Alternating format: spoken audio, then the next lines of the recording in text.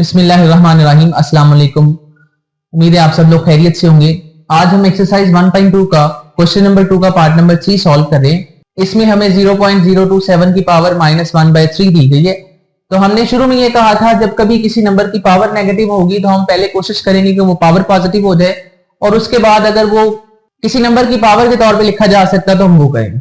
अब देखिए यहाँ पर पावर नेगेटिव की है तो हम इसको पॉजिटिव बनाने की कोशिश करेंगे। 0.027 को हम लिख रहे हैं 27 ओवर, हमने ये सीखा हुआ पॉइंट की जगह पर हम क्या करते हैं 1 पुट करते हैं, तो हम यहाँ पे 1 लगाएंगे और डेसिमल पॉइंट के बाद नंबर ऑफ डिजिट्स 1 2 3 3 डिजिट्स हैं तो हम यहाँ पर 3 0 लगा देंगे। होल की पावर कितनी है बच्चों?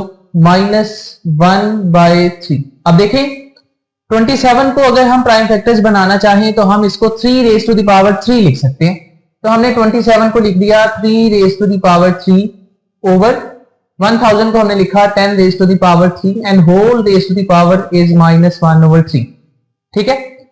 पिछले नंबर में हमने ये किया था कि पावर सेपरेट कर ली थी, न्यूमरेटर और डिनोमिनेटर को हमने इंटरचेंज किया था। इस बार हम डायरेक्ट कर रहे हैं। मैं ये 10 को न्यूमरेटर में लेके जा रहा हूं और 3 को डिनोमिनेटर में and the whole power will turn into positive. ठीक है। अब ये पावर जो हमने लिखी है ये पहले नंबर की भी है, दूसरे नंबर की भी है। हम इसको सिंप्लीफाई करके फर्दर लिख रहे हैं 10 whole 1/3 divided by 3 and whole power is 1/3। ये 3 से 3 कैंसिल हो गया, इधर से ये 3 से 3 कैंसिल हो गया। आंसर मिला हमें 10/3। इसके बाद क्वेश्चन नंबर 2 का पार्ट नंबर 4। अब गौर से देखें यहाँ पर उन्होंने इंडेक्स में 7 लिखा हुआ है। इसका मतलब इस पूरे एक्सप्रेशन की पावर 1/7 है जब हम इसको एक्सपोनेंशियल फॉर्म में कन्वर्ट करते हैं। हम इसको 2-3 तरह से सॉल्व कर सकते हैं। पहले हम ये कर रहे हैं कि इन तमाम नंबर्स को एक जगह इकट्ठा कर रहे हैं। ऊपर लिखा हुआ है x⁴, साथ में y⁻21। हमने ये सीखा था जब कभी दो numbers with same basis multiply हो रहे हों तो हम उनके एक्सपोनेंट्स को ऐड करते हैं और अगर कभी वो डिवाइड हो रहे हैं तो हम सबट्रैक्ट करते हैं। अब देखें ये भी y है, ये भी y, ठीक है, और दोनों डिवाइड हो रहे हैं तो फिर इनके एक्सपोनेंट्स माइनस हो जाएंगे। तो मैं इस 21 में से ये वाला 14 माइनस कर रहा हूं। ठीक है। देन z⁻35, इसमें से देखें नंबर डिवाइड हो रहा है और वो भी क्या है, z है। सेम बेसिस है, दो नंबर हैं डिवाइड हो रहे हैं तो हम इनके एक्सपोनेंट्स को माइनस करेंगे तो 35 - 7 होल की पावर होगी बच्चों 1/7। साथ में हमने इसको एक्सपोनेंशियल फॉर्म में कन्वर्ट कर लिया। फर्दर सिंप्लीफाई करें तो ये तो ऐसे ही रहेगा, it will become x⁻14, y⁻21 में से 14 माइनस कर दें, 2 - 1 is 1। 21 में से 14 माइनस किए तो बाकी 7 रह गए। फिर उसके बाद 35 में से हमने 7 माइनस करने तो बाकी रह गए 28 होल 1/7।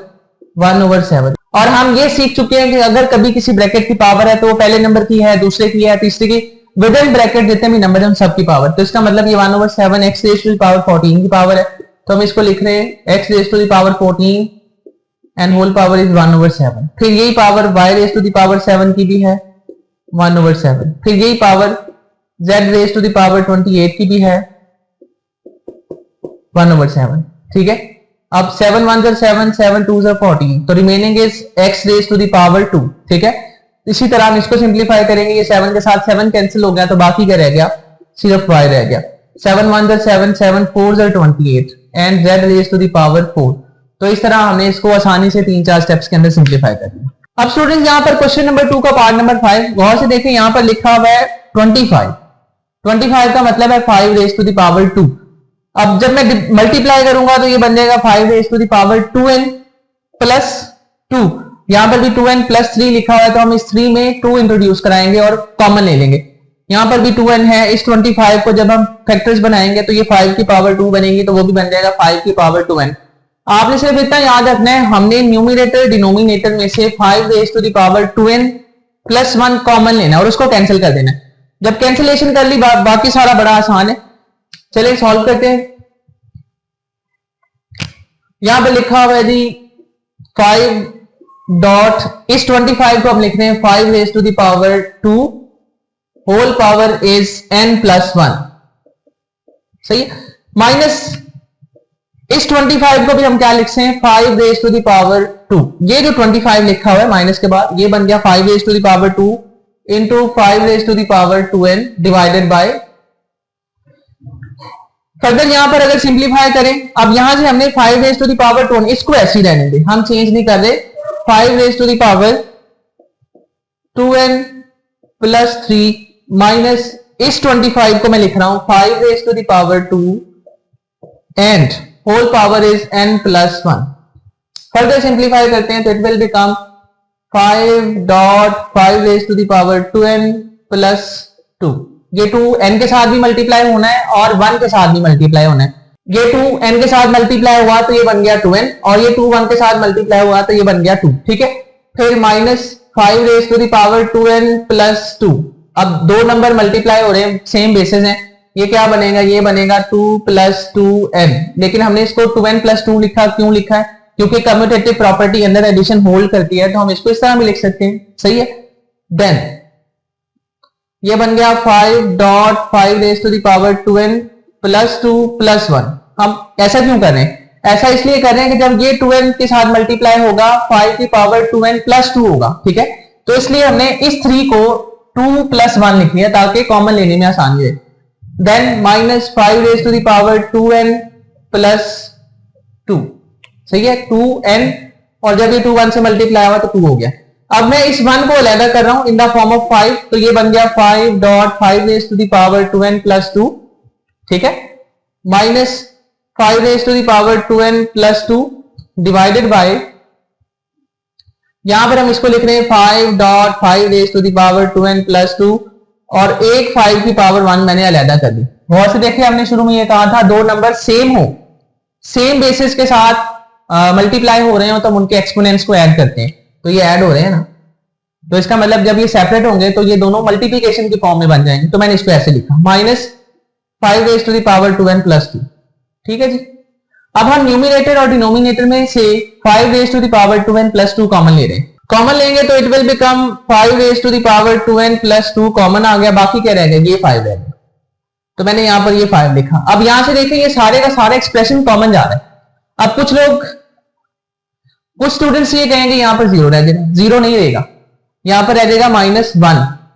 अगर फर्ज करें मैं यहां पर 0 लिख दूं, इसकी जगह पर अगर मैं यहां 0 लिख दूं तो इसको दोबारा मल्टीप्लाई करने पर भी तो ये एक्सप्रेशन बनना चाहिए।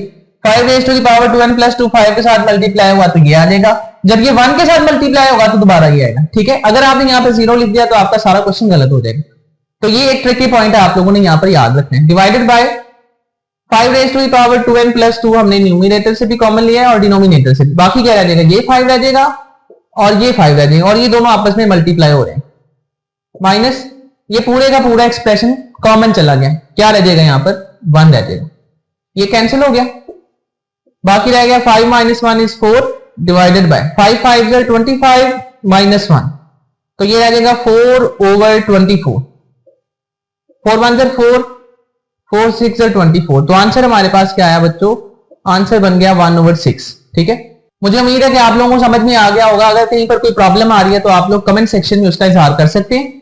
डियर स्टूडेंट्स, अब क्वेश्चन नंबर 2 का पार्ट नंबर 6 यहां पर दिया हुआ है 16 raise to the power x plus 1 plus 20 into 4 raise to the power 2x divided by 2 raise to the power x minus 3 into x into 8 raise to the power x plus 2। हमने यहाँ देखा यहाँ पर 2 raise to the power x minus 3 लिखा हुआ है, तो हमने कोशिश ये करनी कि इन सब को, ये 16 को भी 2 की पावर की फॉर्म में प्रेजेंट करें, इस 4 को भी 2 की पावर की फॉर्म में प्रेजेंट करें, इस 8 को भी। तो हम इनको सिंप्लीफाई करते हैं, तो 16 को हम डायरेक्ट लिखते हैं 2 raise to the power 4 and whole power is x plus 1 plus, और इस 20 को मैं लिख रहा हूं 4 मल्टीप्लाइड बाय 5। ऐसा करना क्यों जरूरी है, क्योंकि ये जो 4 है ये 2 की पावर 2 लिखा जा सकता है। इस 4 को हमने फिर फर्दर लिखा 2 की पावर 2 और होल की power 2x divided by 2 raise to the power x minus 3 into 2 raise to the power 3 and whole power is x plus 2। अब फर्दर सिंप्लीफाई करें तो it will become 2 raise to the power 4x plus 4 plus ये 5 मैं पहले लिख लेता हूं, और इस 4 को हम लिख रहे हैं 2 रेज टू द पावर 2, और ये बन जाएगा 2 raise to the power 2 2 is 4x divided by, ये बन गया 2 raise to the power x minus 3, ये बना 2 raise to the power 3x और 3 2 is 6।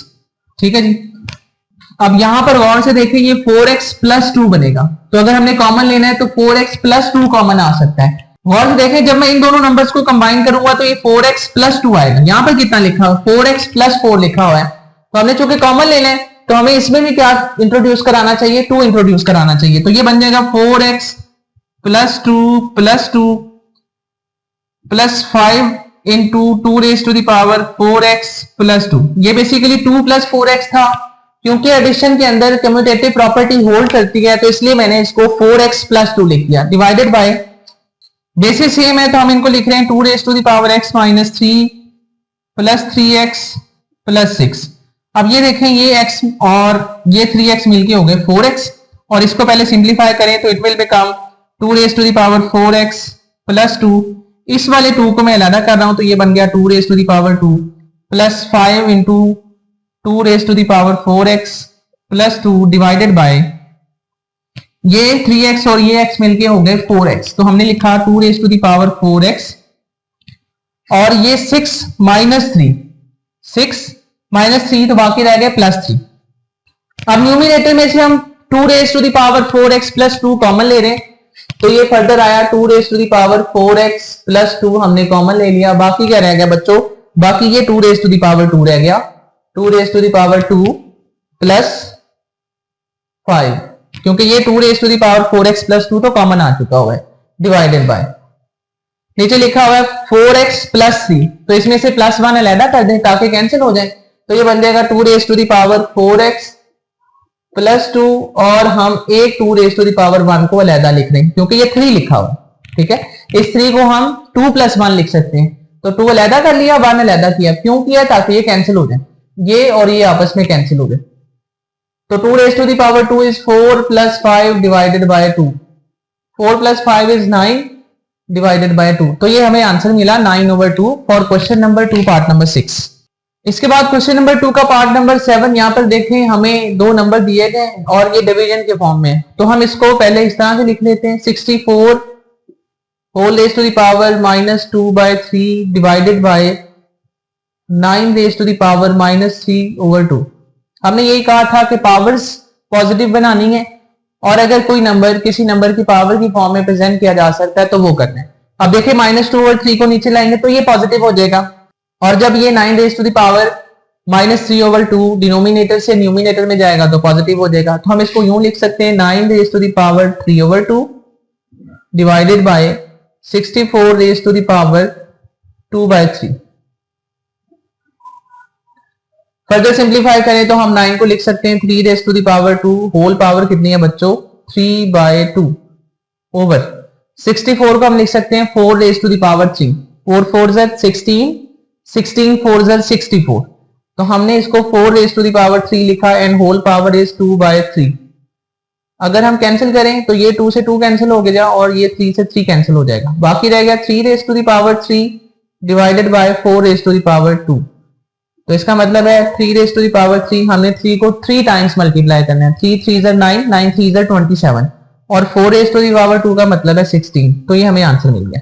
इसको गौर से देखें तो यहाँ पर हमें ये भी नजर आ रहा है कि हम इस 9 को 3 रेज टू द पावर 2 लिख सकते हैं, या हम डायरेक्ट सॉल्व करना चाहें तो ये भी 3 है, ये भी 3 है, बेसिस सेम है, डिवाइड हो रहे हैं, ये भी 9 है, ये भी 9 है, बेसिस सेम है और डिवाइड हो, तो हम इनके एक्सपोनेंट्स को डायरेक्टली माइनस कर सकते हैं। तो हमने ये लिखा 3 raise to the power n, ये, और चूंकि ये डिवाइड हो रहा है सेम बेस है तो इसकी ये पावर पूरी की पूरी ऊपर जाके क्या हो जाएगी, नेगेटिव हो जाएगी, तो मैं यहाँ पे नेगेटिव साइन लगाता हूँ और लिख देता हूँ n-1, ठीक है। यहाँ पे एक स्टेप ऐड कर सकते हैं कि इसको पूरा ऊपर ले जाएं, मल्टीप्लाई की फॉर्म में लिखें 3 raise to the power -n+1 लिखें, या डायरेक्ट ऐसे लिखें multiplied by 9 raise to the power n+1, ये तो पहले से मौजूद है ना, और ये वाली पावर ऊपर जाके सब्ट्रैक्ट होनी है, तो हमने यहाँ पे नेगेटिव साइन लगाया और लिखा n-1 विद इन ब्रैकेट। तो फर्दर सिंप्लीफाई करें 3 raise to the power n-n+1, ये -n हो जाएगा और ये माइनस माइनस प्लस हो गया, then 9 raise to the power n+1 -n minus minus +1, ये n और -n कैंसिल हो गए, ये n और -n कैंसिल हो गए, बाकी रह गया 3 और उसकी पावर 1 है, 1 लिखने की जरूरत नहीं, इनटू ये 1 और ये 1 मिलके हो गए 9 रेज टू द पावर 2, ठीक है। 9 रेज टू द पावर 2 का मतलब है 81, और जब मैं इस 3 को 81 के साथ मल्टीप्लाई करता हूं तो इट विल बिकम 3 1 3 एंड 3 8 24। तो आंसर कितना आया बच्चों 243। ठीक है, तो हम इस क्वेश्चन को इस तरह बड़ी आसानी से सॉल्व कर सकते हैं। अब स्टूडेंट्स एक्सरसाइज 1.2 के क्वेश्चन नंबर 2 का लास्ट पार्ट, यहां पर हमें दिया गया 5 raise to the power n plus 3 minus 6.5 raise to the power n plus 1। अब गौर से देखें, यहां पर डिनोमिनेटर में 5 raise to the power n लिखा हुआ है। ठीक है, अगर ये 5 raise to the power n eliminate हो जाए तो बाकी नंबर्स रह जाएंगे, उनकी मल्टीप्लिकेशन डिवीजन बड़ी आसानी से सिंप्लीफाई हो जाएगी।